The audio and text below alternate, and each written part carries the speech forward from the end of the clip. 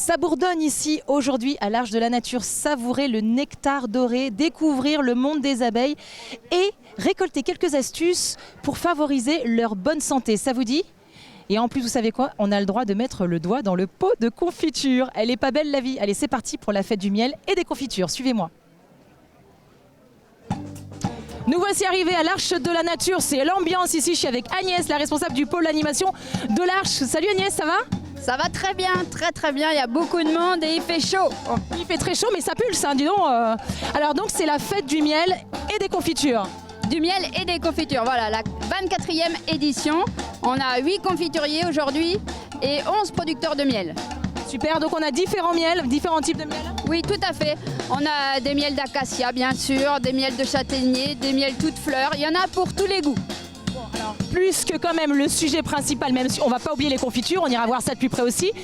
Mais le sujet principal, c'est donc le miel.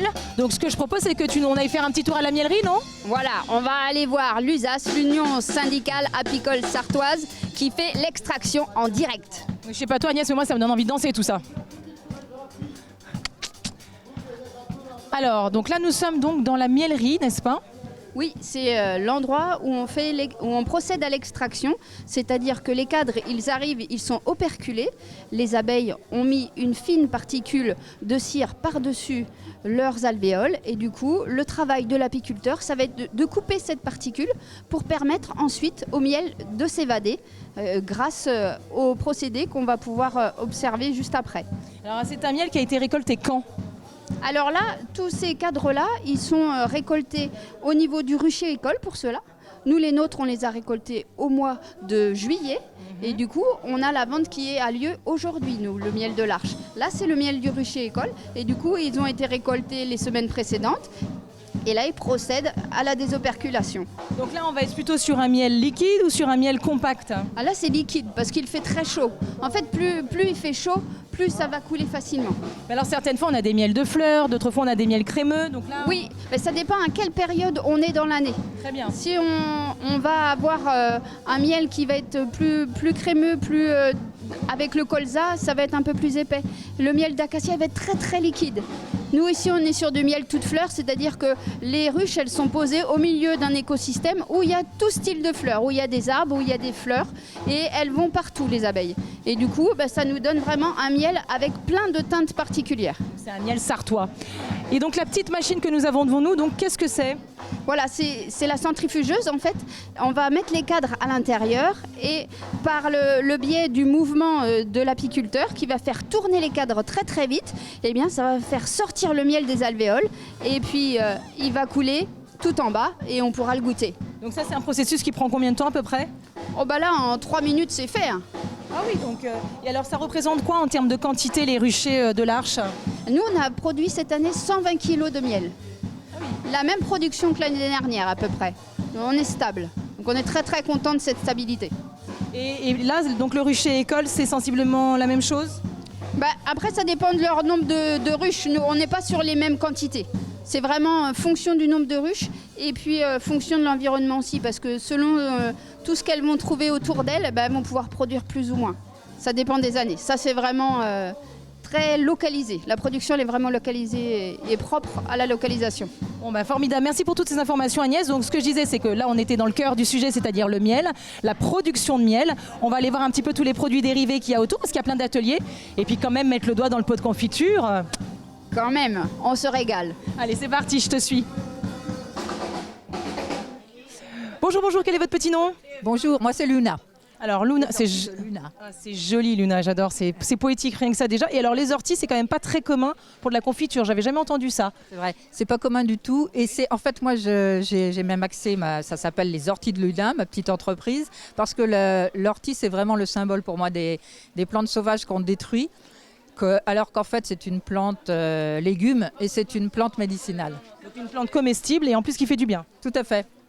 Donc en fait, on peut la manger en tant que légume et ça a un peu le goût des épinards. Les anciens d'ailleurs dans le temps mangeaient beaucoup la soupe aux orties, mais on peut en faire des quiches, etc. Et puis, comment Comment on fait par exemple, parce que l'ortie, évidemment dans l'esprit général, ça pique. L'ortie, ça pique uniquement sur pied en fait. Il y a des petits poils qui piquent, mais dès que c'est pour cueillir que c'est embêtant.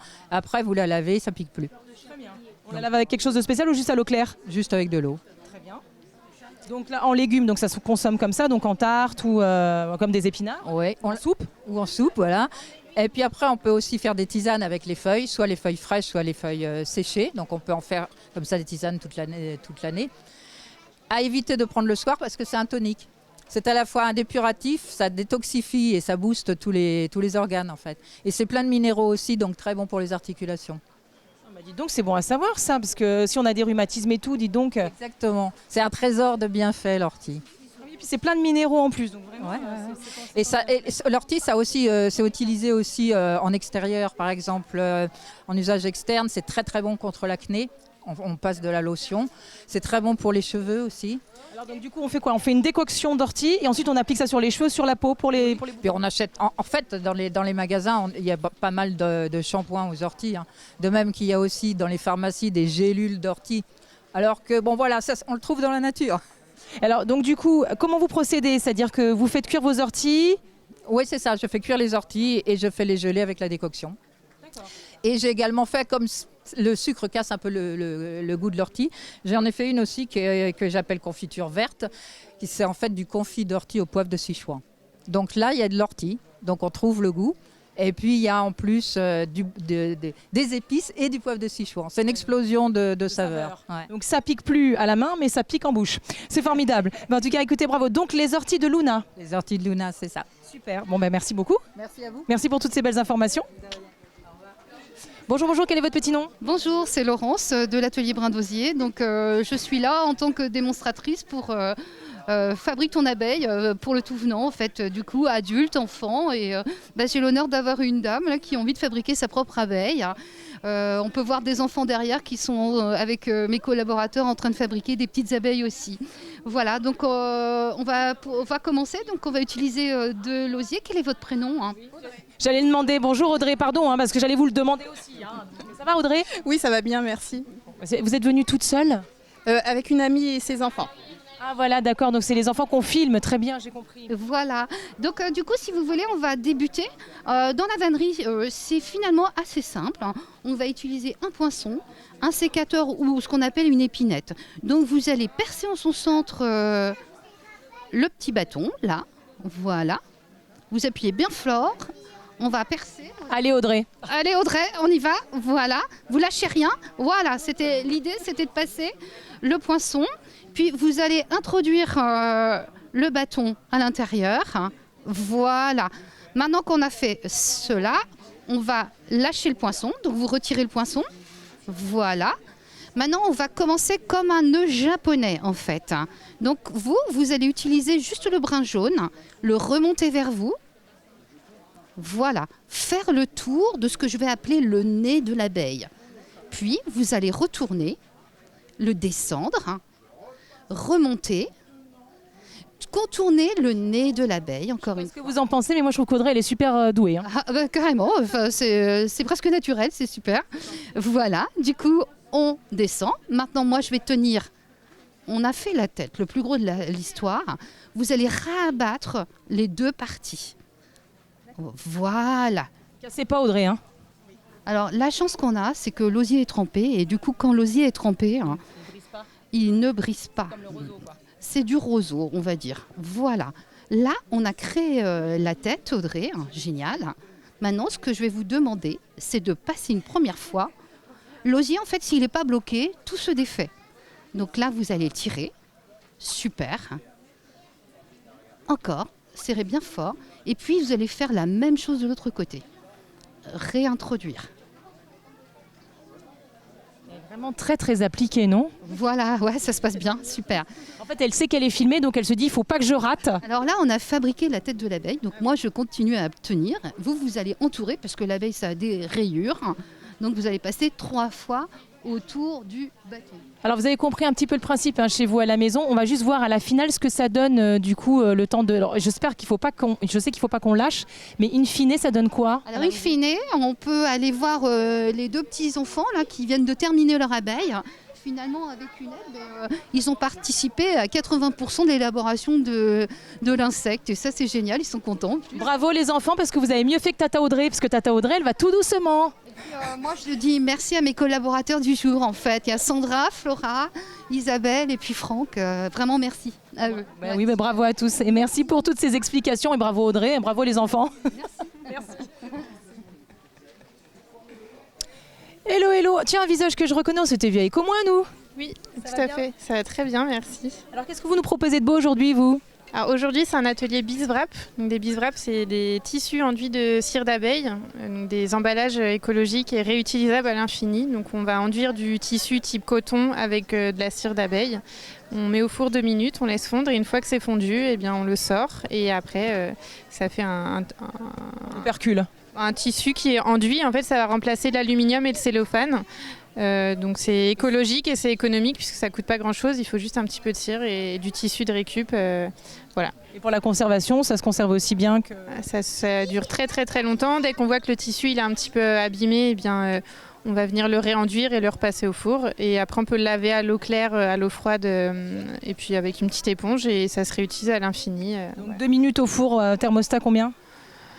Souvent, on peut faire ça quand on a fait un plat et que le four est encore chaud. Là, moi, mon four est à 140, mais c'est parce qu'il va tourner toute l'après-midi. Mais voilà, 140, 180, 2 minutes au four. Et dès qu'on voit que toutes les petites pastilles, elles sont fondues, eh bien, c'est que c'est bon et on va le sortir du four. Voilà. Et alors, donc, il faut combien de pastilles à peu près pour...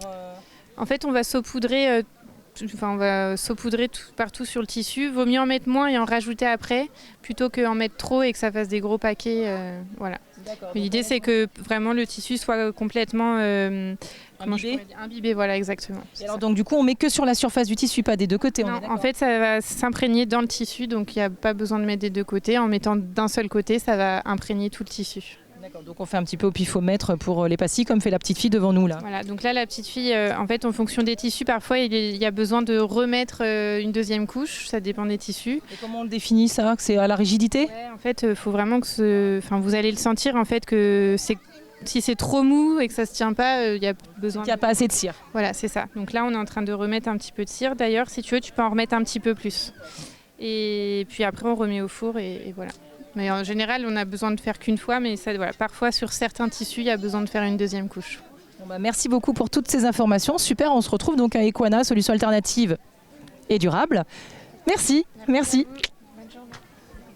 Alors Agnès, c'est fantastique, on a fait le tour, il y a pléthore de choses ici à la fête du miel et des confitures, vraiment c'était un bonheur.